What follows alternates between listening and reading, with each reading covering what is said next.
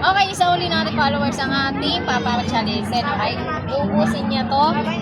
Ubusin niya to. Pag nanalo siya ubusin niya within 2 minutes. Pag nanalo siya, meron siyang 5 kilos. Pag nanalo siya, meron siyang 500 pesos. Nay, taga saan po kayo?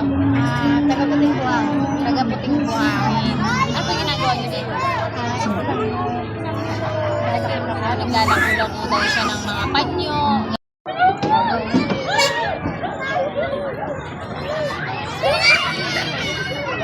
Okay, sa lahat po ng gusto sumali dito sa aming pa-challenge, mag-like and follow and share lang po tayo ng mga line-up namin dito kayo dito sa aming mga pa-challenge at mag-comment! Sige na, kaya-kaya mo yan. Ano rin yan? Dapat easy 500 yun eh, kasi sabi nila, bilis lang daw tumusin. Okay.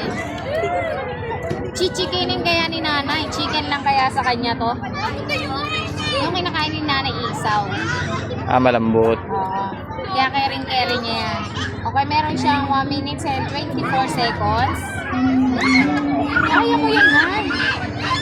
Ako nga naniniwala sa kakaya mo. Bagay, pag natalo siya, magkakaroon siya ng 5 kilos na bigas. Pag nanalo siya, syempre, easy 500! Syempre.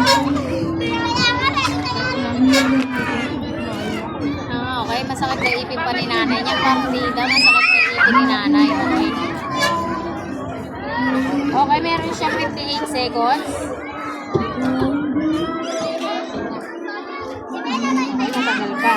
Meron siyang 50 seconds.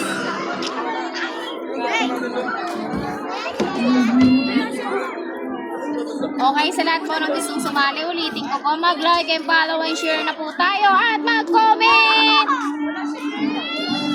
Si nanay taga Puting Buhangin daw kasi hindi ko alam yung kung saan eh. Nagtitinda siya dito ng mga bimpo. Kaya pumili na kayo dito ng bimpo, panyo at medyas. Okay, meron si nanay 20 seconds.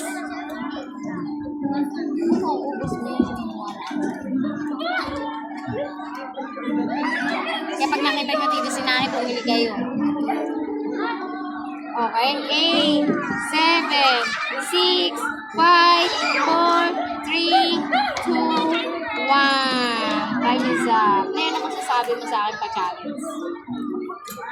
Okay lang daw. Happy? Okay? Dahil dyan may 5 kilos na bigas si nanay.